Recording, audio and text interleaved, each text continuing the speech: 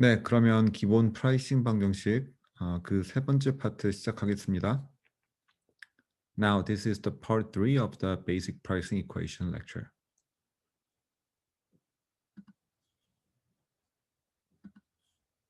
Let me share the screen.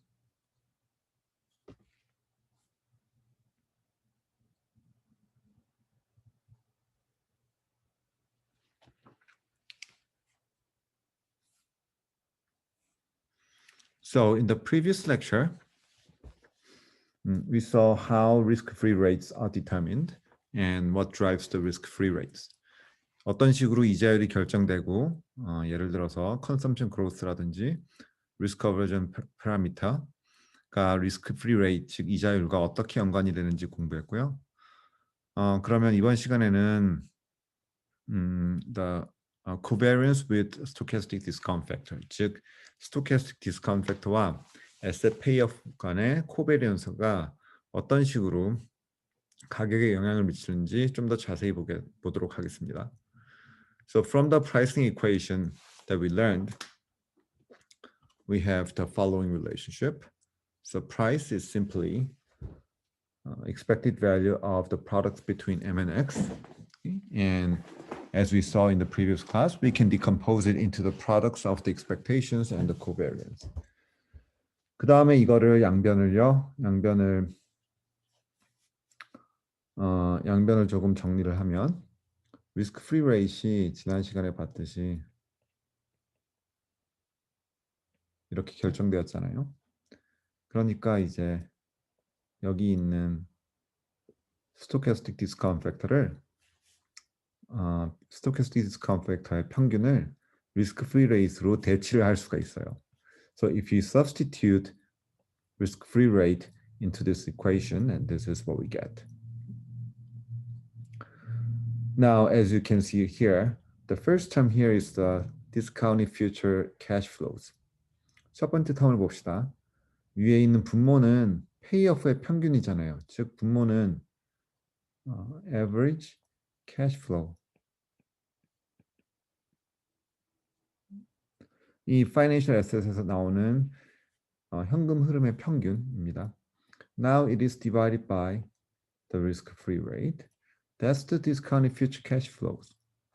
But what the equation is showing you is that the price of the asset is not necessarily the same as the discounted future cash flows. What is important here? What is important is this risk adjustment. The second term here is the risk adjustment. 그러니까 위험으로 가격을 조정해 줘야 되는 겁니다. 그러면 어떠한 financial asset들이 더 위험이 많냐? 어떠한 financial asset들이 조정을 더 많이 받아야 되냐? 자, let's substitute out the stochastic discount factor using what we learned in the previous class. So the stochastic discount factor is simply the marginal rate of substitution of the utilities. If you include it in, okay. So it is a covariance between beta times mu prime, and there's a typo here. Okay. And there should be no parentheses. 그래서 marginal utility, 다음 피리어드의 marginal utility와 payoff가 positively correlate 되면 price가 높은 거예요. 즉, in other words, when this covariance term is positive, when this term is positive, when does that happen? When future consumption and payoff is negatively correlated. Why negatively correlated? Because u prime is a decreasing function in x. This is a decreasing function, right? So mu prime, or the marginal utility, is a decreasing function. So when consumption and payoff are negatively correlated, that means that the marginal utility and payoff is going to be positively correlated. And in that case, price is going to be higher because the risk adjustment term is going to be positive. Conversely, when this risk adjustment term is negative, let me repeat. Conversely, when aggregate consumption and the payoff is positively correlated, okay? In other words, when consumption is if there's an asset that pays off when the future consumption is high, what kind of asset is it? This is the asset that pays well, that has high payoff, high prices in good times. So when you have an asset that pays well in good times, that asset is going to have positive correlation between payoff and the consumption. That means marginal utility and consumption is going to be negatively correlated. Therefore, risk adjustment is, in this case, is going to negative. In other words, such asset will have low current price. 자, 한국말로 얘기하면요. 자, 어떤 파이낸셜 애셋이 페이오프와 컨섬션이 positively correlate 되고 생각해 봅시다. 어떤 애셋이죠? 그 애셋은 경기가 좋을 때, when things are good, 경기가 좋을 때 페이오프가 더 좋은 종목이에요. 바꿔서 얘기하면 경기가 나쁠 때 페이오프가 안 좋은 주식이에요. 그런 주식은 리스크 어저스먼트 텀이 네거티브인 거예요. 즉 그런 주식들은 더 디스카운트가 됩니다. 어떤 주식들이죠? 마켓이 콜랩스 할 때, when market collapses, these kind of assets will pay low. Such assets will be discounted. That is the key of the risk adjustment term. To sum up, if there's an asset whose payoffs are positively correlated with future consumption, that asset should carry lower price. That asset should carry price discount. 바꿔서 얘기하면 금과 같이 마켓이 폭락할 때 가격이 올라가는 에셋들 있잖아요. 그런 에셋들은 가격이 높아야 됩니다. 즉 금값이 높은 이유는 마켓이 콜랩스 할 때마다 시장이 폭락할 때마다 더 페이오프가 높죠. 그런 에셋들은 보험의 기능을 갖고 있기 때문에 보험의 기능을 갖고 있을 때는 프라이스 프리미엄이 존재를 해야 돼요. 그 반대로 어떤 에셋이 시장이 폭락할 때 가격이 급락하는 주식이 있다. 이런 주식은 보험의 역할을 전혀 하지 못하게 되죠. 그런 주식은 바로 디스카운트, 프라이스 디스카운트가 있어야 되는 겁니다.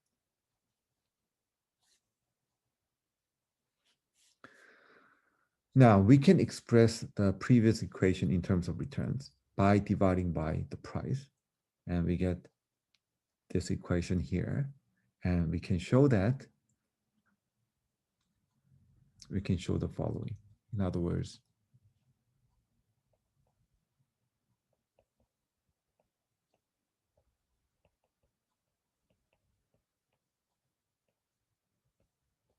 어떤 식으로 이거를 보여줄 수 있냐면요.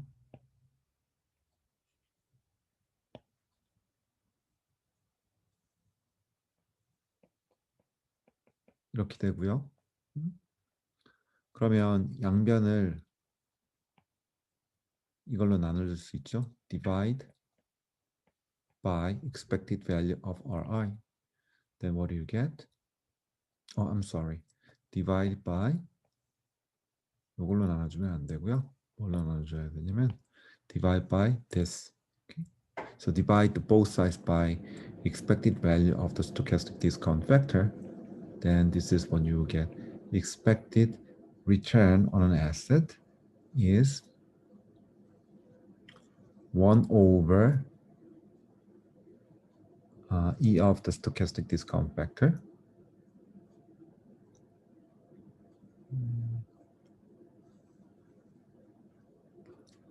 Actually, 그 전에 여기 신수가 있습니다. This has to be plus.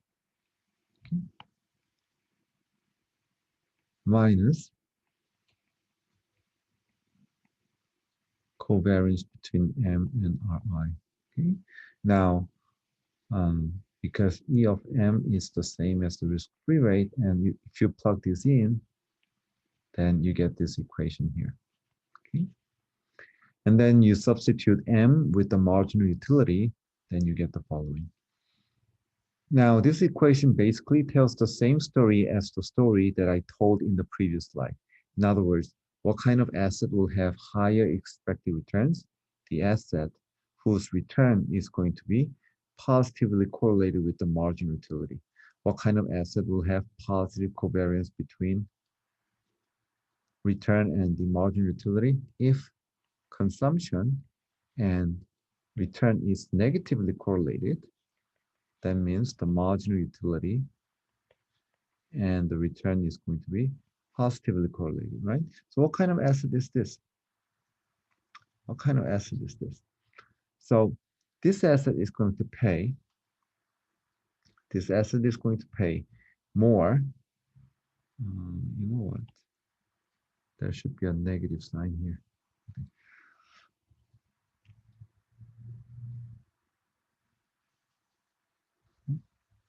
So when the consumption and the return is positively correlated, and then the marginal utility and the return is going to be, when the consumption and the risk return is negatively correlated, marginal utility and the return is going to be positively correlated. Such asset will have low expected return.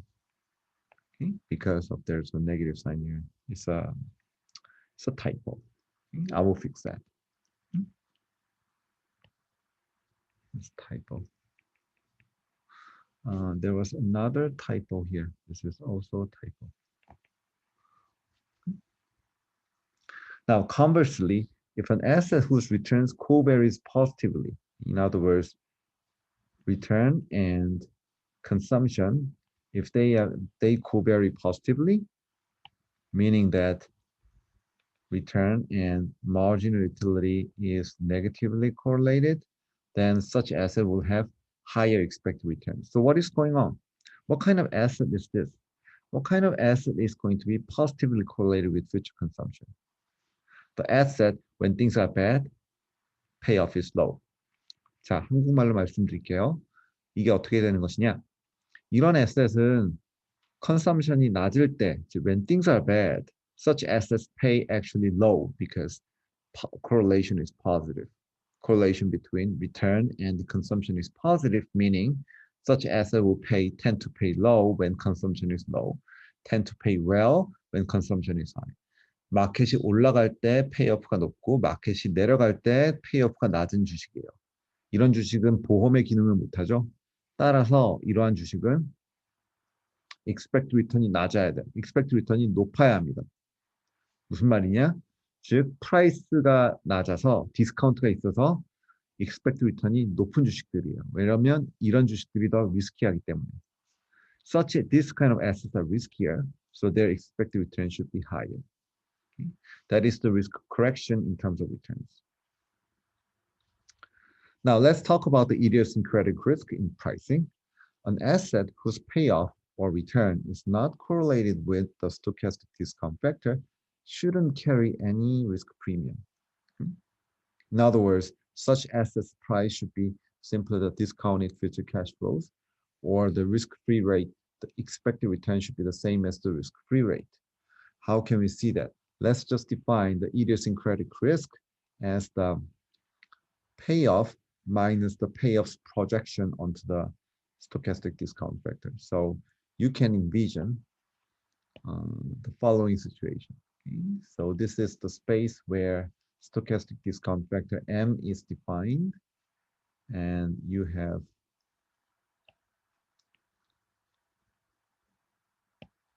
some payoff X, and then you project it, right? So this is the projection, and the remaining component here is the idiosyncratic component. 즉 X를 스토캐스틱 디스카운트 팩터에 프로젝션을 하고 거기 남는 부분 있잖아요. 그 부분이 residual이고 곧 idiosyncratic risk라고 부르는 부분입니다. Now let's talk about the projection a little bit more. So projection is defined this way mathematically, and this is a linear regression of x, linear regression of x onto M without a constant. What is the linear regression? Linear regression is simply finding the minimum distance in terms of the square root. 자, 무슨 말이냐? 프로젝션이란 말은 이겁니다. 즉, 지금 X를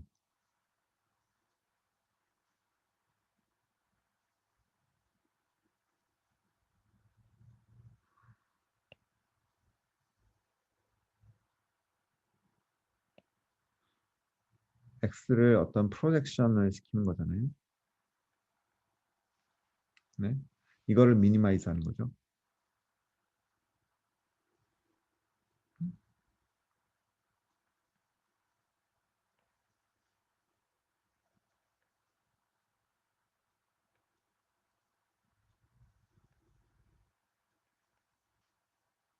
이거를 미니마이즈 하는 겁니다. 따라서 이 경우는 우리가 A로 미분을 취할 수가 있죠. 미니마이즈를 시키는 거니까. 그러면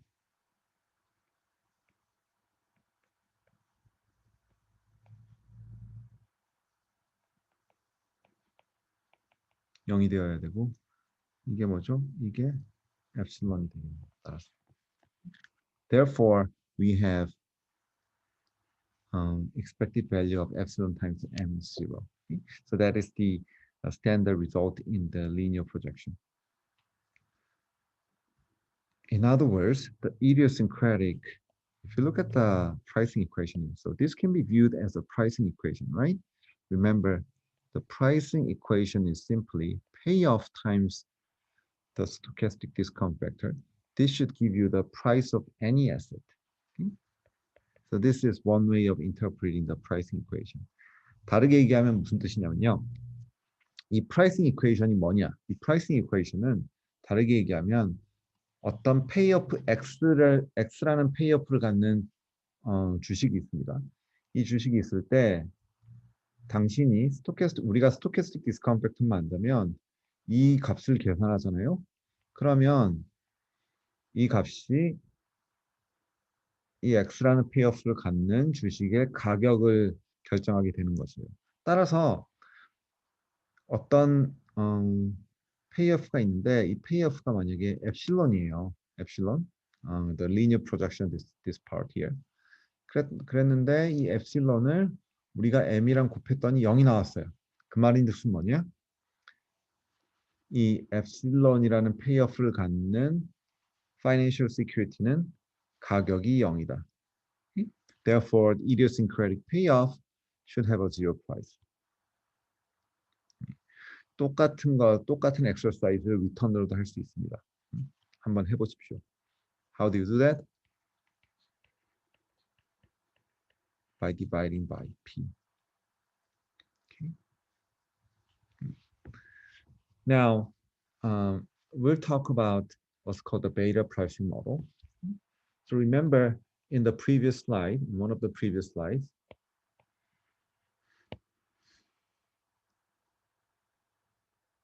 we saw how the expected returns should be determined. Right? Expected return is simply negative of the risk-free rate times the covariance of M and R. Where was it? It is the same expression here. Now, this is the same as, now, 여기를 양변을 m의 베리언스로 나눠주고 다시 m의 베리언스로 곱해봅시다. Why are we doing that? Because we want to get the following quantity.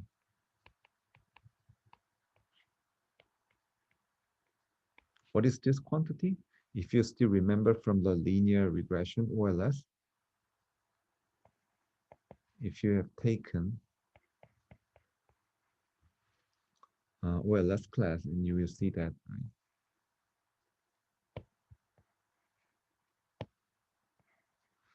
이와 같은 linear regression 모델이 있을 때 OLS 파라미터는 어떻게 됐죠?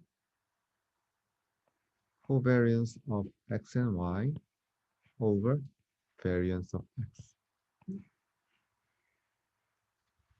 따라서 이거를 여기에 있는 익스프레션에서 이 코베리언스를 우리가 베타로 바꿔주고 싶은 거예요. OLS 코에피션트로. 따라서 양변을 베리언스 M으로 나눠주고 또 베리언스 M으로 위에 곱해주는 겁니다. 그렇게 되면 OLS 리그레션 코에피션트가 나오고 그 남는 부분은 우리가 람다라고 부르는 거예요. 즉 이런 식으로 수식을 표현하면 the beta pricing model becomes the regression coefficient of R on the stochastic discount factor and the remaining part is called the quantity of risk. And you can prove it. You can prove that by regressing Ri on constant 1 and m, you get the OLS coefficient, which is covariance between Ri and m and variance of m. Okay? Now, the expected return of any asset is determined by the two things, the beta and the price of risk. And this is actually more general form of the CAPM, which you might have seen in basic finance class. 즉, CAPM이 여기서 나오는 거예요. CAPM이 결국은 리니어 프라이싱 모델이 있을 때 아니면 베이직 프라이싱 이퀘이션에서 양변을 프라이스로 나눠주고 그 안에 있는 expected 파라미터 있잖아요. E times mx 이거를 쪼갰을 때 나오는 게 바로 CAPM입니다. Now, let's take a look at the beta pricing model for the case of the log linearization. Now, we can linearize the beta pricing model using the log consumption test. 자, log linearization을 왜 해주냐? 우리가 linearization을 왜 해주냐면요. 자, 여기 베타 프라이싱 모델을 봅시다. 베타 프라이싱 모델을 봐요. 여기 우리가 다 아는데 하나 마음에 걸리는 파라미터가 있어요. That is M. M in a power utility model is given like this. This is more general form. In the power utility model, we have this. The problem with this model is that this is highly nonlinear. This is highly nonlinear. So we employ one of the two techniques to get rid of this nonlinearity. The first technique we learned is that 뭐였죠? 이 nonlinearity를 없애기 위해서 지난번에 해준 것이 log normality를 가정해 줬었죠. That is one way of doing it. There's another way of taking care of this nonlinearity, which is log linearization. Log linearization. So how do we do that? So let's have this stochastic discount factor under the power utility case, and then we will linearize it. Okay, how? We're going to assume that log of this quantity is small, with mean close to 0, and using this delta of log CT, we can express the stochastic discount factor as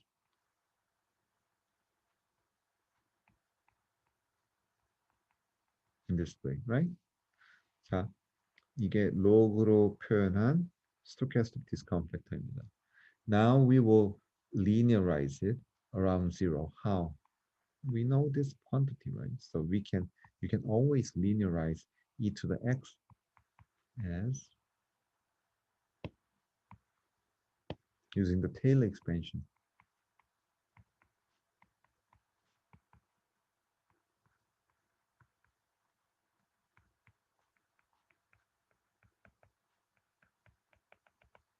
이렇게 되죠. So 그런 식으로 이제 이걸 linearization 시켜주면요. stochastic discount factor가 그 전에는 it was highly nonlinear, but after assuming that delta of log consumption growth is a small quantity. Now we have a linear expression for the stochastic discount factor. Now we can show that from the previous beta pricing model by plugging in this linear quantity for the stochastic discount factor, we get the expected return, expected excess return in terms of beta and lambda. And you can try it for yourself.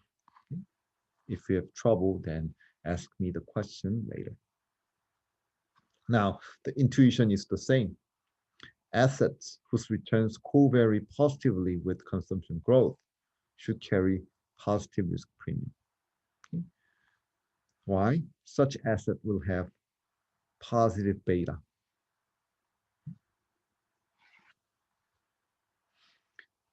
Now, the previous beta pricing model can give us can give us the story about the mean variance frontier as well. So from the excess return or the beta pricing model, we can express it in this way, which we saw in one of the previous slides here. Okay. Now you just write the same equation, and then you can write in this way. Why? Let's divide by the sigma of Ri on both sides. What do you get? Standard deviation of Ri, expected return minus Rf. So the numerator is the excess return. The denominator is the standard deviation. This should be the same as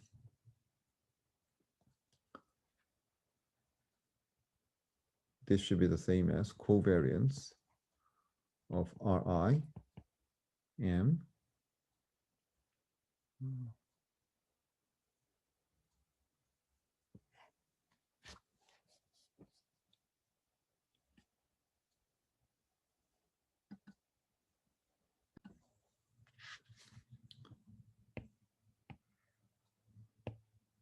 this covariance becomes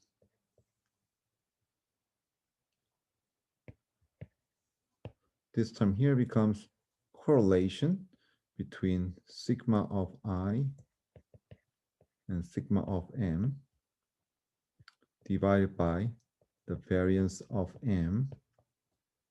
Variance of m cancels out on both sides.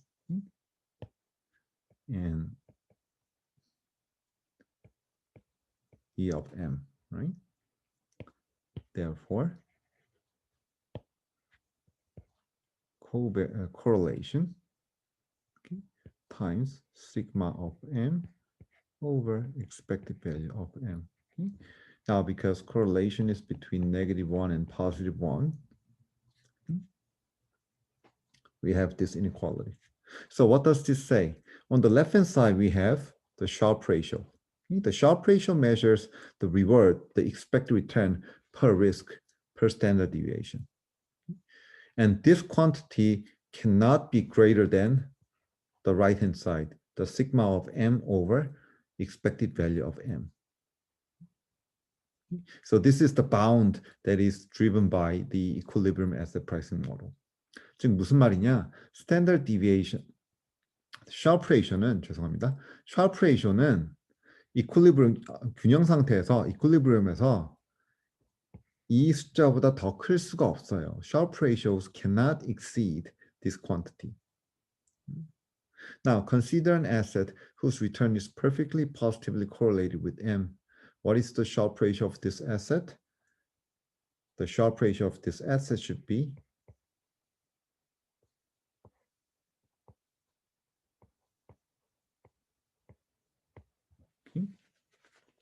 the Sharpe ratio of this asset should be negative. Why? Because there's a negative sign here. In other words, there's an asset who pays off when M is high. When M is high, it's the best state of the world. When there's an asset that pays well in the best state of the world, such assets should carry negative Sharpe ratio. But if the asset that is perfectly and negatively correlated with M, what kind of asset it is? That's an asset that pays off well in the good state of the world and pays badly in the bad state of the world. Such assets should be discounted. Therefore, their Sharpe ratio should be very high. Okay. Now, the mean variance frontier is defined this way. So the slope of the Sharpe ratio, the maximum slope of the Sharpe ratio should be determined by the ratio between the sigma of m and the expected value of the m. Okay. And so if there's an asset, Ri, that asset should reside within this cone. 만약에 Ri라는 리턴이 있는 에셋이 있다면 이 에셋은 스토캐스틱 디스카운트 팩터로 정해지는 이 두 콘 안에 존재해야 됩니다. Why? As we have seen in the previous slide, the maximum value of the Sharpe ratio is defined by this ratio of sigma of m divided by E of m. And this amount of risk is the idiosyncratic risk.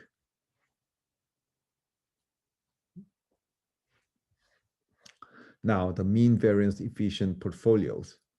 So if we know the stochastic discount factor, well, it is very difficult to know what it is. But suppose we know that the ratio between E and the E of m squared is a return on a security that is on the mean variance frontier.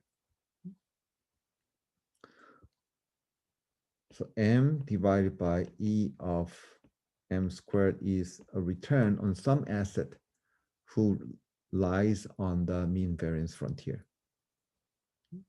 An asset that resides on the mean variance frontier is an efficient portfolio. So we defined this way. What kind of asset it is? Such asset should be perfectly correlated with M. In other words, if there's an asset that resides on the mean variance frontier, okay, so suppose there's some asset, let's call it R star. If there's an asset whose Sharpe ratio is the same as the maximum value, that asset should be perfectly correlated with M. Basically, that asset is the same as the stochastic discount factor. Now, suppose there's a return on the frontier. Okay? What is special about this return? That return is perfectly correlated with the stochastic discount factor. Any return on the frontier can be expressed in the following way. Such return on the mean variance frontier is simply some linear combination of the risk-free rate, and this frontier return. Now, what is the price of this return? The price of the return is always 1. What is the correlation between RMV and M? Is either 1 or -1, because they are perfectly correlated.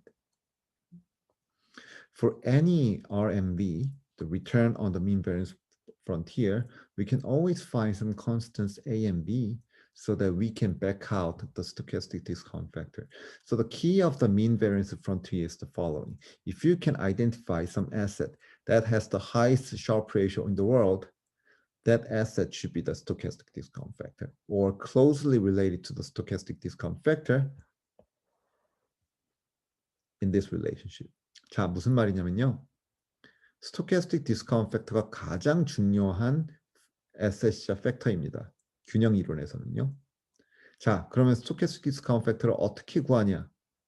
구하기가 쉽지 않으니까 as we have seen in the previous slide about the maximum Sharpe ratio, 즉 샤프 레이쇼가 맥시멈인 에셋을 우리가 찾을 수 있다면 그 에셋이야말로 스토캐스틱 디스카운트 팩터와 perfectly correlated 에셋이라는 거예요.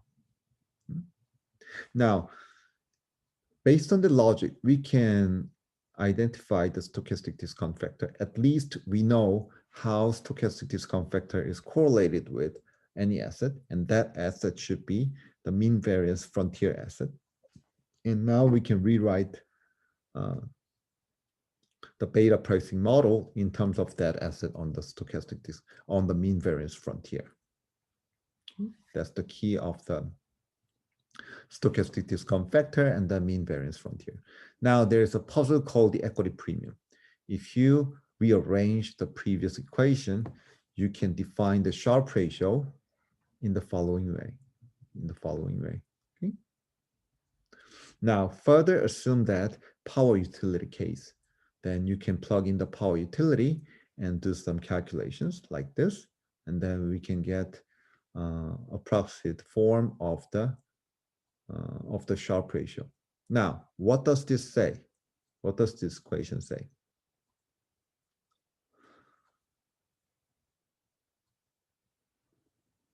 The Sharpe ratio, the maximum Sharpe ratio in the economy should be determined by the risk aversion and the standard deviation of the consumption.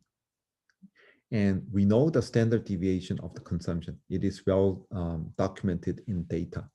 So US consumption data, you can use the US consumption data and you can back out the standard deviation of the consumption growth. And you can also, through experiment, get and calculate the rough value of the risk aversion coefficient. And you can compare that with the Sharpe ratio of the market. What is known empirically is that the Sharpe ratio is way too high. This is way too high compared with the risk aversion. And that is what's called the equity risk premium puzzle. Okay. In other words, equity returns are just way too high compared with the risk in the consumption growth. 자, 다시 한국말로 얘기를 하면요. 앞에 있던 Sharpe ratio equation을 이렇게 다시 쓸 수 있죠. 그러면 약간의 수학을 이용하면 이 Sharpe ratio가 오른쪽에 있는 이 quantity, 즉 risk aversion coefficient와 consumption growth의 standard deviation의 곱과 비슷해야 된다는 걸 알 수 있습니다. 그런데 risk aversion과 consumption growth standard deviation은 우리가 계산을 할 수 있거든요. 이 consumption growth standard deviation은 우리가 소비 데이터를 쓰면 이 standard deviation을 알 수가 있어요. 그리고 risk aversion도 우리가 대략적으로 실험 같은 걸 통해서 인베스터들의 리스크 어버전이 얼마나 되는지 알 수가 있거든요. 자, 그러면 좌변과 우변을 비교할 수 있잖아요. 우변은 consumption 데이터 리스크 어버전에서 나오고 좌변은 Sharpe ratio from the stock market return 나오잖아요. 그 두 개를 비교해 봤을 때 좌변, 즉 historical Sharpe ratio is much higher than the standard deviation of the consumption growth and risk aversion. That is what's called the equity premium puzzle. In other words, equity returns are just way too high, or consumption growth is too smooth. 자, 그러면 마지막 토픽을 얘기합시다. Return predictability. The simple pricing equation that we saw can also tell us something about the return predictability. Now, expected excess return is expressed in this way, and by using the consumption growth and for the stochastic discount factor.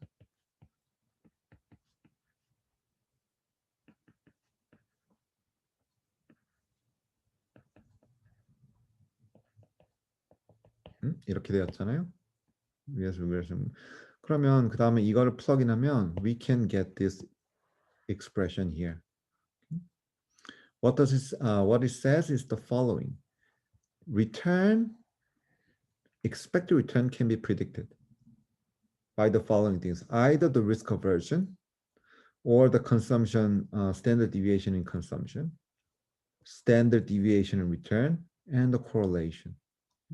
So even when the market is efficient, returns are predictable, as well as long as we know these quantities. 자, 무슨 말이냐?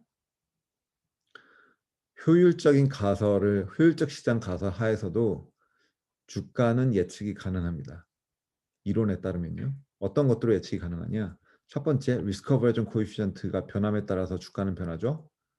consumption standard deviation이 바뀌면 주가는 변하죠. 리스크가 바뀌면 주가가 변하죠. 아니면 correlation이 바뀌면 주가가 변하죠. In sum, the pricing model implies that the conditional expected returns can be predicted even when the market is efficient. To sum everything, we have seen that the pricing equation, the basic pricing equation, is very powerful. It tells a lot about pricing, Sharpe ratio, and also return predictability.